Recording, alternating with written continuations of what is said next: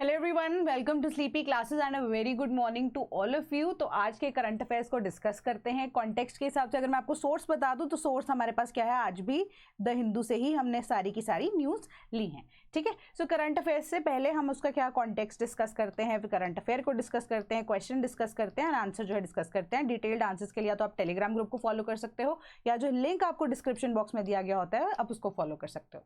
ठीक है, so let's get started कि Trump hikes levy on Indian imports to 50%, right. कि अब वही बात हो गई कि पेनल्टी के तौर पे 25% एक्स्ट्रा टैक्स जो है वो लगा दिया गया है। A total of 50% of import duties America की तरफ से लगा दी गई हैं इंडिया के ऊपर। सो अब एक आइडिया यहां पर यही है, उन्होंने यही बोला कि अब एग्जीक्यूटिव ऑर्डर जो कि नेशनल इमरजेंसी के साथ डील करता है वो पास किया गया अमेरिका में। एंड उन्होंने यही बोला कि दैट इंडिया जो है अब वो डायरेक्टली या इनडायरेक्टली सोर्स करके अगर यूएसए को ऑयल भी बेचता है जो कि रशिया से आया गया होता है या रशिया से इंपोर्ट किया होता है इंडिया की तरफ से, उसके ऊपर भी अब इंपोर्ट ड्यूटी लगेगी। एंड लास्ट टाइम हमने यही चीज डिस्कस की थी कि इनडायरेक्टली अब अगर ऐसा कोई चीज है उसके अंदर हमारे पास जैसे इलेक्ट्रॉनिक्स हो गए जिसमें एसएसडी कार्ड्स वगैरह हमने सब कुछ डिस्कस किया था, या इवन की ऑयल भी हो गया, वो एग्जेम्प्टेड था।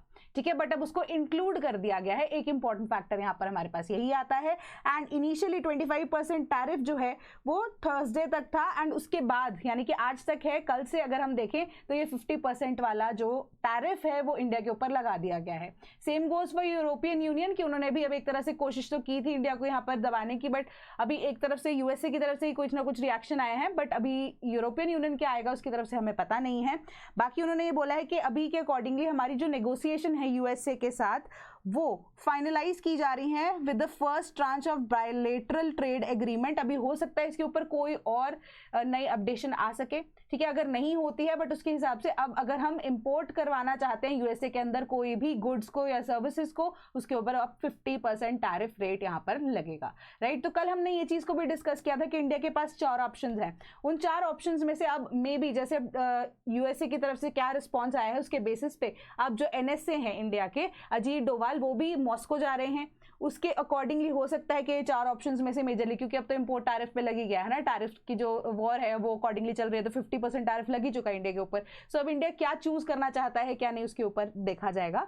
बट अब रीजन बेसिक यही है यहाँ पर कि माना यही जा रहा है या एक्सपर्ट्स जो है वो यही बोल रहे हैं कि अनटिल अनलेस कि आपके पास कोई पक्का ऑल्टरनेटिव नहीं आ जाता, one should not stop importing oil from Russia, right. तो खुद का नुकसान हम नहीं करा सकते जस्ट बिकॉज हमारी सॉवरेनिटी, या आप कह सकते हो कि इंटरनेशनली हमारे ऊपर प्रेशर डाला जा रहा है जस्ट बिकॉज के उनके रिलेशन रशिया के साथ यहाँ पर अच्छे नहीं है ना। सो अब ये यहाँ पर पूरी बात कही गई आपको। सो क्वेश्चन क्या है, consider the following, ad valorem rate remains constant for all goods and services. Second, retaliatory tariffs will benefit India.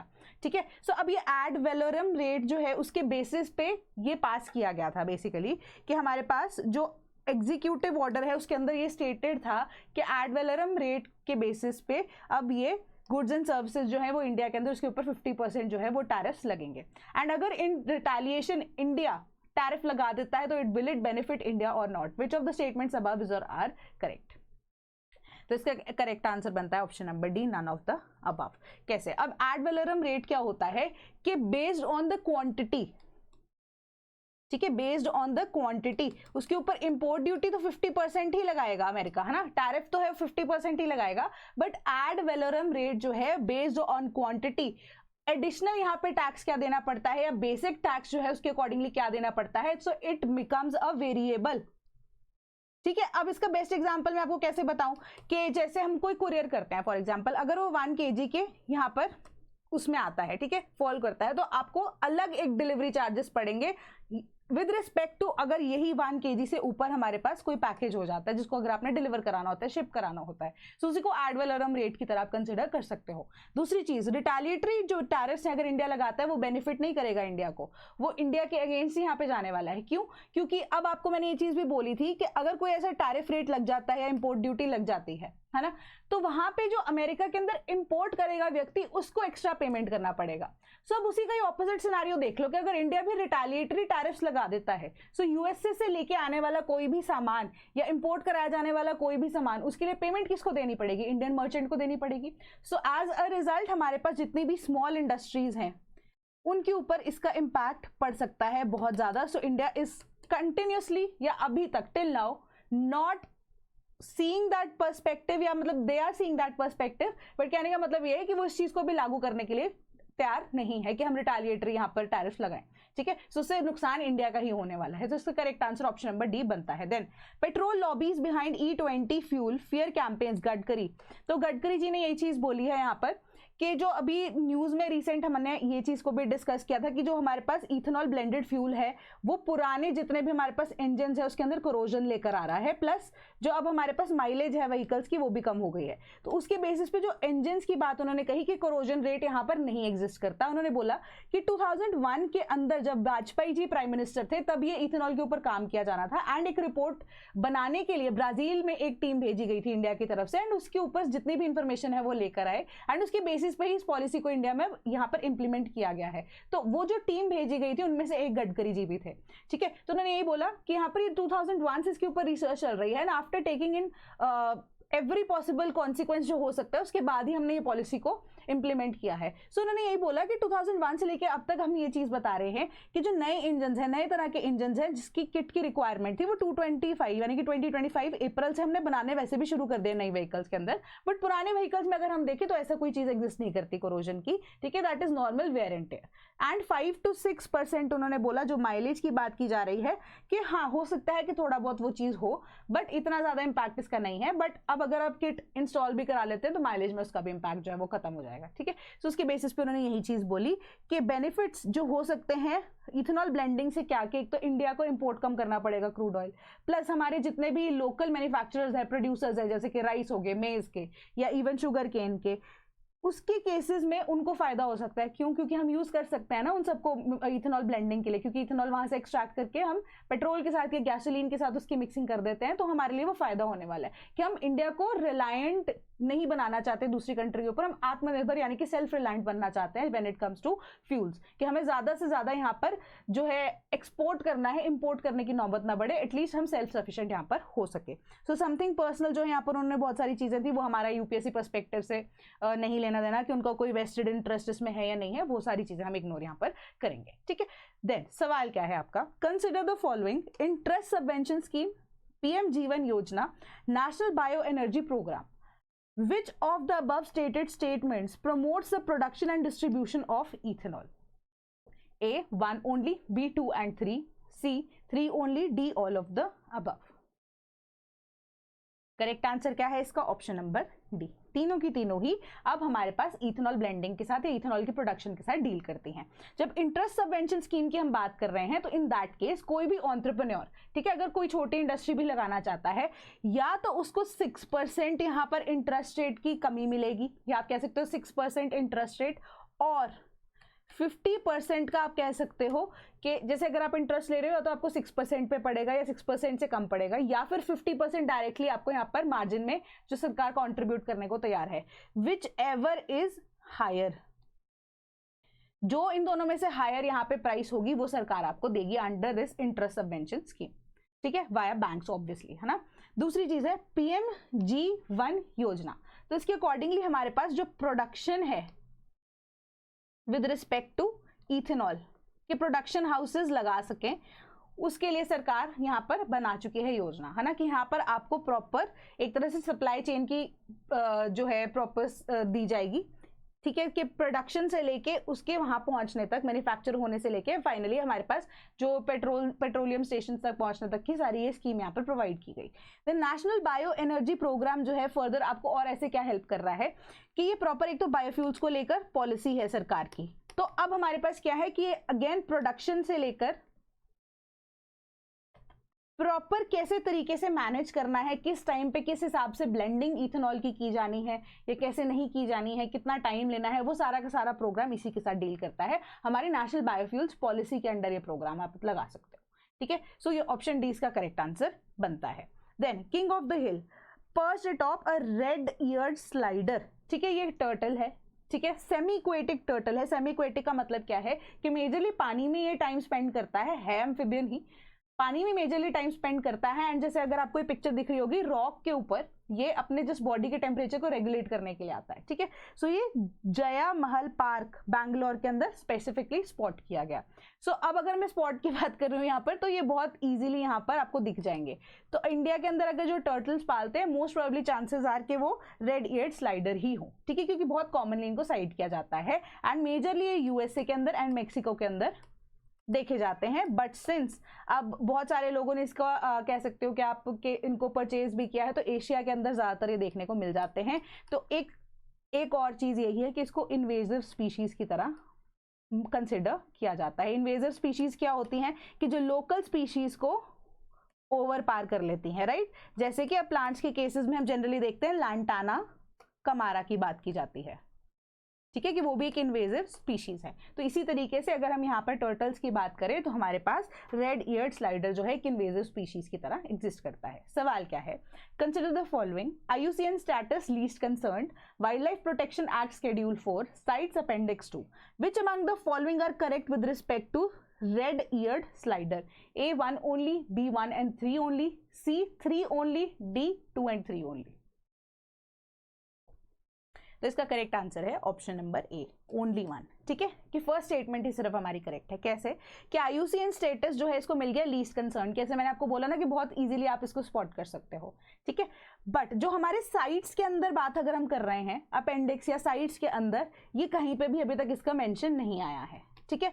And schedule 4 की जब हम बात करते हैं वाइल्ड लाइफ प्रोटेक्शन एक्ट में, शेड्यूल 4 डायरेक्ट रिलेशन में होता है विद हमारा साइट्स के अपेंडिक्स, ठीक है, कि अगर अपेंडिक्स में या साइट्स में इसको जगह नहीं मिली है ना लिस्ट में, तो चांसेस आर के बहुत हाई चांसेस, अप्रोक्सीमेटली आप लगा लो कि 99.9% चांसेस आर कि शेड्यूल 4 क्या हमारे वाइल्ड लाइफ प्रोटेक्शन एक्ट में भी आपको नहीं दिखेगा किसी भी तरीके से। एंड शेड्यूल 4 जो है स्पेसिफिकली साइट्स के अपेंडिक्स के साथ यहाँ पर डील करता है, या साइट्स की जो लिस्टिंग है उसके साथ डील करता है। तो अब मुझे जल्दी से बताना कि जो शेड्यूल 3 है वो किसके साथ डील करता है, ठीक है। स्पेसिफिकली वो एनिमल्स के साथ डील करता है या हम प्लांट्स के साथ डील करता है? प्लांट्स के साथ डील करता है तो कौन से भी मेजरली यहाँ पर प्लांट्स है, 1-2 के नाम लिख देना। एनिमल्स के साथ डील करता है तो कौन से, वाइल्ड लाइफ है यहाँ पर, है ना, 1-2 के नाम वहाँ पर आप लिख देना, किसी बहाने आप पढ़ोगे तो सही उनको। तो करेक्ट आंसर बनता है इसका ऑप्शन नंबर ए हमारे पास। तो डिटेल में आपको यहाँ पर दिया गया है कि इन्वेजिव स्पीशीज क्यों है। Then parliament passes legislation to modernise India's maritime laws. तो कल में ही 2 जो लॉज हैं मैरीटाइम लॉज हैं उनको पास किया गया है। एक तो है मर्चेंट शिपिंग बिल 2020-24 या 2025, दोनों इनको कंसिडर कर सकते हो क्योंकि पास ईयर 2025 में हुआ है, बिल 2024 का है। एक है carriage of goods by sea bill 2025। तो इस जो बिल ने रिपील किया Indian carriage goods by sea act of 1925 and merchant shipping act of 1958 भी रिपील हो गया है, एंड मर्चेंट शिपिंग बिल या एक्ट ऑफ 2025 अब ये बन गया है, ठीक है। तो दोनों के केसेस में अब क्या है कि शिपिंग की बात की जा रही है, गुड्स की बात की जा रही है, तो इंटरनेशनल स्टैंडर्ड्स के बेसिस पे, ठीक है। तो अगर आपको ने एक और चीज, चलो एक सवाल मैं और दे रही हूँ कि PIB में ना स्पेसिफिकली आपको ये दिया गया आर्टिकल, उसके अकॉर्डिंगली जो इंटरनेशनल स्टैंडर्ड्स है ना, इसमें 2 लोगों के नाम हैं जो कि इंटरनेशनल स्टैंडर्ड्स में स्पेसिफिकली यूके के अंडर फॉलो किए जाते हैं या इंटरनेशनली एक्सेप्टेड स्टैंडर्ड्स की तरह माने जाते हैं। तो वो कौन सा स्टैंडर्ड है, ठीक है। अगर आपको नहीं पता लगता तो मैं आपको बाय द टाइम लगा लीजिए कि शाम को 6-7 बजे तक इसका आंसर बता दूंगी, कमेंट बॉक्स में बता, ठीक है, पिन कर दूंगी। अगर आपको इसका आंसर नहीं पता लगता कि कौन से हैं ये इंटरनेशनल स्टैंडर्ड्स, तो एक स्पेसिफिक नाम उनका दिया गया है। सवाल क्या है, बिल्कुल सिंपल सा क्वेश्चन है, मैं ऑलरेडी बता चुकी हूँ आपको। Carriage of goods by sea bill 2025 repealed carriage of goods sea act of 1925। Merchant Shipping Bill 2025 repealed Merchant Shipping Act of 1958. Which of the statements above is or are correct? Correct answer इसका क्या है, दोनों की दोनों statements correct हैं, ठीक है। Just because आपको कंफ्यूजन ना हो कि कौन सा एक्ट कौन से साल का था, तो इसी वजह से ये सवाल आपको बनाया गया। एंड इन डिटेल जो है अगर मतलब अपॉर्चुनिटी मिलती है कि PIB या PRS के अंदर इसकी कुछ स्पेसिफिक चीजें या जो क्या क्या इस पे रेगुलेशंस है, क्या क्या चेंजेस आए हैं, वो अगर पता लगेंगी तो मैं जरूर उस पर वीडियो बनाऊंगी, शॉर्ट बना के आपको अपडेट कर दूंगी, ठीक है। देन करेक्ट आंसर इसका ऑप्शन नंबर सी है। Then fishing gear a major source of microplastic contamination along with Indian coast. So अब यहाँ पर ना एक स्टडी कंडक्ट कराई गई मिनिस्ट्री ऑफ अर्थ साइंसेज की along with National Centre for Coastal Research, ठीक है। तो इन दोनों ने ना फील्ड सर्वेस कंडक्ट कराए 2025 में एंड 2022 में एंड 2025 में इंडिया की कोस्ट लाइन के अलोंग, ठीक है, जिसके अंदर उन्होंने मेरीन डेब्री लेवल्स को, स्पेसिफिकली माइक्रोप्लास्टिक्स को यहाँ पर देखा एंड उसके ऊपर रिसर्च की। एंड इन्होंने जो एरियाज हैं, अब वो कोस्ट के accordingly east and western coast है, क्योंकि अब इंडिया की जब हम बात करते हैं तो ऐसे हमारी वेस्ट कोस्ट आता है, ईस्टर्न एंड वेस्टर्न कोस्ट की बात की जा रही है, तो इन सब के ऊपर देखा, रिसर्च की। एंड 19 ट्रांजेक्ट्स सर्वेड फ्रॉम पोरबंदर, ठीक है, 19 एरियाज जो है वो पोरबंदर वाली साइड से, गुजरात में यहाँ पर, जैसे आप कह सकते हो वो है, ठीक है, उनके अकॉर्डिंगली उन्होंने रिसर्च की, ठीक है, फ्रॉम पोरबंदर टू कन्याकुमारी तमिलनाडु, ठीक है, यहाँ तक। एंड उसके बाद 25 on the east coast, around 25 sects, यानी कि 25 जगहों को सैंपल किया, ठीक है, हमारे वेस्ट कोस्ट से 19 एंड देन ईस्ट कोस्ट की बात करते तो 25 यहाँ पर सैंपल्स लिए गए। एंड उसी के अकॉर्डिंग उन्होंने बोला कि predominant sources of microplastic pollution जो है वो riverine inputs and abandoned lost and discarded fishing gears हैं, ठीक है, कि फिशिंग गियर्स जो हैं उनको जब डिस्कार्ड कर दिया जाता है, मेजर कॉज ऑफ माइक्रोप्लास्टिक्स जो देखा जा रहा है वो इन्हीं की वजह से हो रहा है। माइक्रोप्लास्टिक्स से रिलेटेड जो पोल्यूशन है वो इसी की वजह से हो रहा है। कि माइक्रोप्लास्टिक्स एक्चुअली में क्या है वो न्यूज़ में आपको बताया गया। दीज आर पार्टिकल्स जो कि 1 माइक्रोमीटर से 5 मिलीमीटर के बीच में रेंज करते हैं। प्राइमरी माइक्रोप्लास्टिक जो हम पहले डिस्कस कर चुके हैं, उनको मैन्युफैक्चर किया जाता है accordingly with respect to size, and इसको इंटेंशनली मैन्युफैक्चर किया जाता है, जिसमें हमने एग्जांपल देखा था डिटर्जेंट का या हमारे कॉस्मेटिक्स का, कि ऑलरेडी वहां पे छोटे छोटे पार्टिकल्स होते हैं। एंड सेकेंडरी माइक्रोप्लास्टिक्स जो हैं, जो अब बड़े प्लास्टिक से छोटे प्लास्टिक के अंदर ब्रेक डाउन होना शुरू कर देते हैं, ठीक है। तो मेजर कंसर्न क्या है कि इनका हो सकता है ट्यूमर्स यानी कि कैंसर्स फैलाने में रोल हो सकता है, क्योंकि अब स्पेसिफिकली हम देख रहे हैं कि स्टडीज तो इनके ऊपर कंडक्ट कराई जा रही हैं, and they can be poisonous to marine and aquatic life as well. तो FSSAI ने ये बोला कि प्रोजेक्ट हमें चलाना चाहिए, या चला दिया गया है, कमीशन कर दिया गया है, कि असेस करें माइक्रोप्लास्टिक कंटामिनेशन फूड के अंदर ऑल्सो, फूड प्रोडक्ट्स के अंदर also, and develop methods for its detection. तो उसको किया जाना चाहिए। Toxic link tested 10 types of salt, जो कि अब रिवील करते हैं कि माइक्रोप्लास्टिक्स सॉल्ट शुगर सैंपल्स के अंदर पाए गए in various forms including fibre, pellets and films, ठीक है, कि सॉल्ट के अंदर एंड शुगर के अंदर मेजरली हमारे पास देखने को आए हैं क्या, कि माइक्रोप्लास्टिक्स जो है एग्जिस्ट करते हैं in the form of fibre, लंबे लंबे रेशों की तरह, पेलेट्स छोटे छोटे, एंड देन फिल्म्स की जब हम बात करते हैं तो इसी तरीके से यहाँ पे माइक्रोप्लास्टिक्स पाए गए। सवाल क्या है, microplastics range between 1 micrometre to 5 millimetres.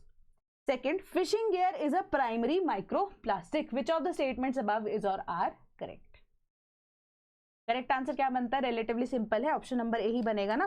मैंने आपको बताया 1 माइक्रोमीटर से 5 मिलीमीटर के बीच में होता है। प्राइमरी माइक्रोप्लास्टिक जो है वो ऑटोमेटिकली इंडस्ट्री खुद से बनाती है। तो जो हमारा फिशिंग गियर की जब हम बात कर रहे हैं वो ऑटोमेटिक हमारे पास क्या है, एक बड़ा गियर है, बड़ा प्लास्टिक का पीस है, उससे कट कट के छोटा पीस बन रहा है, तो वो हमारा सेकेंडरी माइक्रोप्लास्टिक के अंदर माना जाएगा। Then end of transmission fee waiver for solar wind to hit 26 gigawatts renewable energy.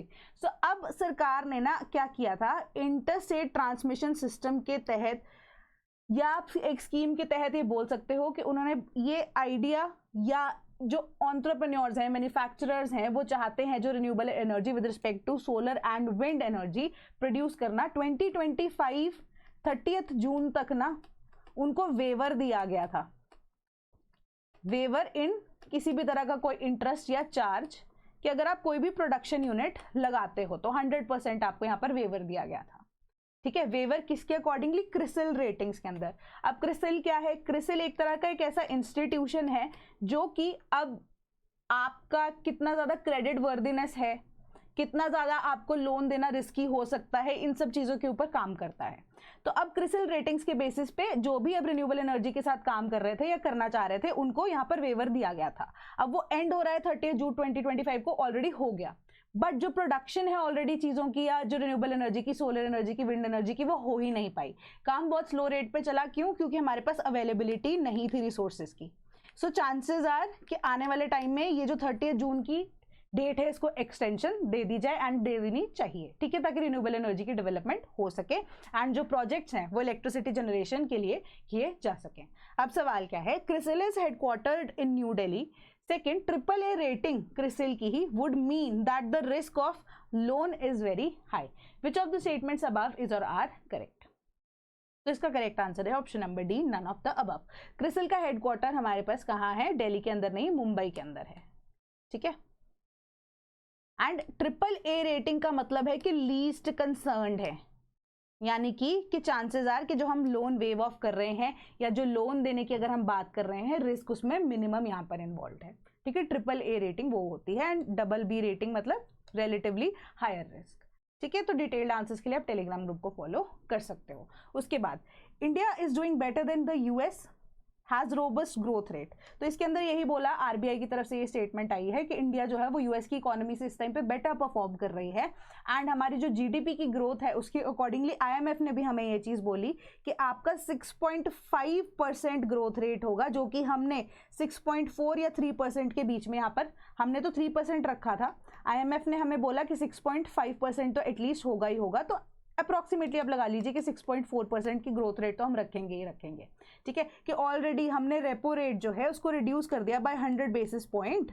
एकदम से तो रिमूव जो है वो रिड्यूस नहीं किया था, धीरे धीरे करके 25-50 करके हमने रिड्यूस कर दिया। उसके बाद भी हमारी इकोनॉमी बेटर चल रही है। एंड रही बात ये यूएस के जो टैरिफ की, तो हम इंटरनेशनली इतना ज़्यादा इम्पैक्ट नहीं होने वाले अभी के अकॉर्डिंगली। हमारी जो वॉलिटिलिटी है इंटरनेशनल मार्केट के अंदर, उसके अकॉर्डिंगली हम इतना ज़्यादा अभी आप कह सकते हो वल्नरेबल नहीं है। हमारी जो डोमेस्टिक मार्केट है हम उसके ऊपर ज़्यादा डिपेंडेंट है as compare to international market, जो अभी तक काम बिल्कुल सही चल रहा है कि India is actually doing better than USA. And USA की इकोनॉमी ओवरऑल अगर हम देखें तो वो डेट के अंदर फिलहाल डूबी हुई है।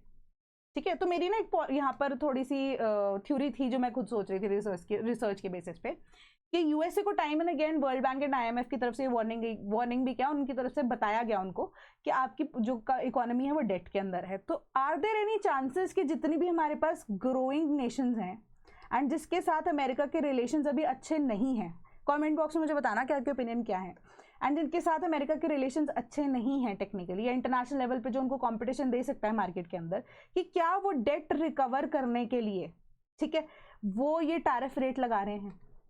ठीक है, क्योंकि अब मेक्सिको हो गया या कनाडा हो गया या इंडिया हो गया, है ना, या इवन कि चाइना को भी अगर हम कंसिडर कर लेते हैं, मेजरली 25 से 30% वाले बैरियर के अंदर आ रहे थे हम, अब तो चलो इंडिया के केस में 50% हो गया है वो। ठीक है, सो क्या चांसेस आर कि सिंस वहां पे अगर इंपोर्ट कराए जाने हैं इंडियन गुड्स जिनकी यूजेज या डिमांड बहुत ज्यादा है, मेक्सिको के गुड्स की या कनाडा, क्योंकि लोग वहीं पे रहते हैं ज्यादातर, है ना, या इवन चाइनीज गुड्स की डिमांड बहुत ज्यादा है क्योंकि ऑटोमेटिकली वो सस्ते होते हैं, या हमारे पास इंडिया की बात करें वहां पे जो डायस्पोरा इंडिया का मैक्सिमम वो यूएसए के अंदर ही रहता है। सो देयर आर चांसेस कि उनकी डिमांड जो है ऑटोमेटिकली जनरेट तो होगी, है ना। तो क्या उसकी वजह से जो डेट है उसको कवर करने की बात कर रहा है यूएसए, क्योंकि अब इंपोर्ट ड्यूटी अगर लगेगी वहां के लोकल को ही देनी पड़ेगी ना।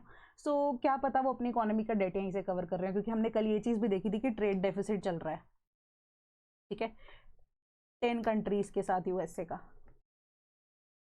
सो उसके अकॉर्डिंगली ना थोड़ा मुझे जवाब देना कि क्या आपको लगता है ना। मेरी जस्ट ये थ्योरी थी, मे बी पॉसिबल हो सकता है सच हो, मे बी हो सकता है ना हो। ठीक है, चलो सवाल देखते हैं। ये आपका एनसीईआरटी से क्वेश्चन है। Identify the quantitative tools used by RBI to money supply, to control money supply. Choose the correct answer from options given below. तो अब क्वांटिटेटिव एंड क्वालिटेटिव के बेसिस पे आपको डिफरेंस आना चाहिए। तो क्वांटिटेटिव का मतलब क्या है, जिसको आप क्वांटिटी में बता सकते हो। क्वालिटेटिव का मतलब क्या है, जिसको आप क्वांटिटी में नहीं बता सकते हो, बट जनरली आप उसमें क्या कर सकते हो कि आप अपनी एथिक्स को, गुडविल को यूज कर सकते हो। तो अब इसके अकॉर्डिंगली इसका आंसर देना, ठीक है।